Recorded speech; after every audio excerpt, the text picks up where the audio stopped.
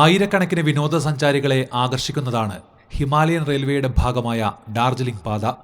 ഈ പൈതൃക പാതയിലൂടെ 2 സർവീസുകളാണ് ഉള്ളത്.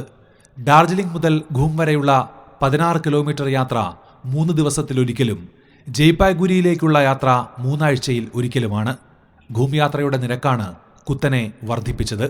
ആവി എഞ്ചിൻ യാത്രയ്ക്ക് 1300 രൂപയായും डीजल इंजन यात्रा के 800 रुपयाയും നിരക്ക് വർദ്ധിപ്പിച്ചു. प्रॉब्लम सबसे बड़ा ये हुआ कि हम तो जब ट्रेन में बोगी में बोर्ड करे तभी हम लोग को बताया जा रहा है कि आपको एक्स्ट्रा पे करना पड़ेगा. एक दिन एक्स्ट्रा पे मतलब 100-200 भी नहीं, ticket plus 920. There was no mention of this kind of railway fare increase in the railway budget, and suddenly to have this decision in front of us is like a bolt in the blue.